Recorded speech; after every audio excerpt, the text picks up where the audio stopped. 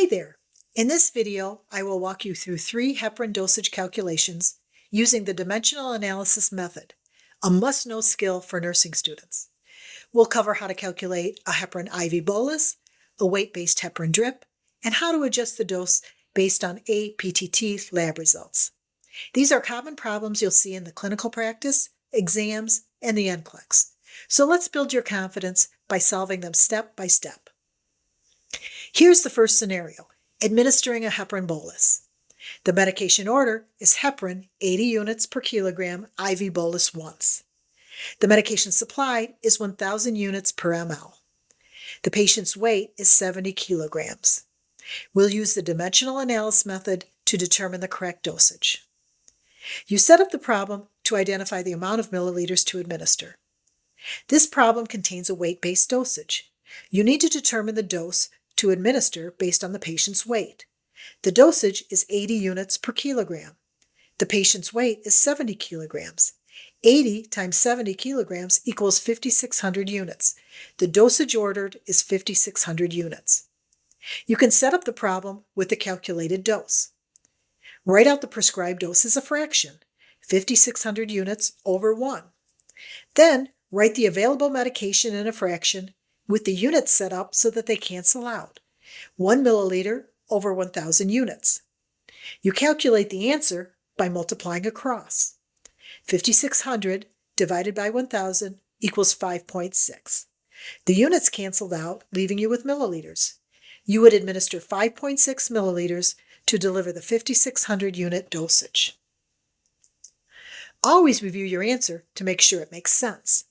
The reverse method is to multiply 5.6 milliliters, the amount to be administered, by 1,000 units, the concentration available, which equals 5,600 units, the prescribed dosage. Let's move on to the second problem, a weight-based heparin drip. The amount of medication in the drip is based on the patient's weight, and you need to calculate the rate to set the IV pump. Remember, the IV pump is always programmed in milliliters per hour. The medication order is heparin 18 units per kilogram per hour. The medication supplied is 25,000 units in 500 milliliters of D5W, and the patient's weight is 70 kilograms. This problem contains a weight-based dosage. You need to determine the dose to administer based on the patient's weight. The dosage is 18 units per kilogram. The patient's weight is 70 kilograms. 18 times 70 kilograms equals 1,260 units. The dosage ordered is 1,260 units per hour. Set up the problem with a calculated dose. Write out the prescribed dose as a fraction, 1,260 units over 1. Then write the available medication in a fraction with the units set up so they cancel out, 500 milliliters over 25,000 units. You calculate the answer by multiplying across. 1,260 times 500 divided by 25,000 equals 25.2. The units canceled out, leaving you with milliliters. You would set the IV pump to deliver 25.2 milliliters per hour. Always review your answer to make sure it makes sense. The reverse method is to multiply 25.2 milliliters, the amount to be administered, by 50 units, the concentration available, 25,000 units divided by 500 equals 50 units per ml, which equals 1,260 units, the prescribed dose. Let's complete one more calculation where the heparin dose is titrated to a lab value, the aPTT lab value. The initial order is heparin 18 units per kilogram per hour. The medication supplied is 25,000 units in 250 milliliters of D5W. The patient's weight is 80 kilograms. The target aPTT is 60 to 85 seconds. The patient's aPTT result was 48 seconds.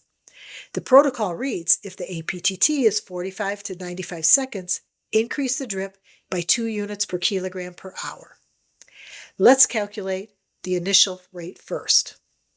First, calculate the dosage order based on the patient's weight of 80 kilograms. The desired or prescribed amount is 18 units per kilogram, so multiply 18 times 80 kilograms to get a desired dose of 1,440 units per hour. Set up the problem with the calculated dose.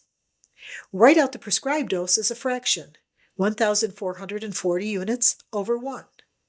Then, write the available medication in a fraction with the units set up so that they cancel out, 250 milliliters over 25,000 units. You calculate the answer by multiplying across. 1,440 times 250 divided by 25,000 equals 14.4. The units canceled out, leaving you with milliliters. You would set the IV pump to deliver 14.4 milliliters per hour for the initial rate. Always review your answer to make sure it makes sense.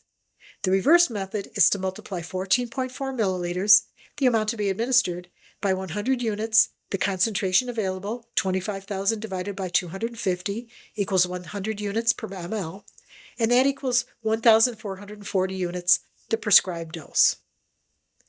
Now, let's calculate the IV pump rate for when the aPTT lab value is 48 seconds. The protocol reads, if the aPTT is between 45 to 95 seconds, increase the rate by 2 units per kilogram per hour. The aPTT is 48 seconds, which means the rate must be increased by 2 units per kilogram per hour. So you would calculate the rate the same way, except the patient would be receiving the dose of 20 units per kilogram per hour. 18 units plus the 2-unit increase. Again, calculate the dosage ordered based on the patient's weight of 80 kilograms. The desired or prescribed amount is now 20 units per kilogram, so multiply 20 times 80 kilograms to get a desired dose of 1,600 units per hour. Set up the problem with the calculated dose. Write out the prescribed dose as a fraction, 1,600 units over 1. Then, write the available medication in a fraction with the units set up so that they cancel out, 250 milliliters over 25,000 units. You calculate the answer by multiplying across. 1,600 times 250 divided by 25,000 equals 16. The units canceled out, leaving you with milliliters. You would set the IV pump to deliver 16 milliliters per hour based on the aPTT results. Always review your answer to make sure it makes sense. The reverse method is to multiply 16 milliliters, the amount to be administered, by 100 units, the concentration available, 25,000 divided by 250 equals 100 units per milliliter, which equals 1,600 units, the prescribed dosage. Practice makes precision. Keep on practicing to build your confidence. In the next video, you will find the practice problems for complex medication doses using the dimensional analysis technique. The more you practice, the more confident you will become. Thanks for watching. If this video was helpful, give it a like. Share it with your classmates or coworkers, and subscribe for more nursing education content. You can find more videos at nursevideohub.com. Watch, learn, and care.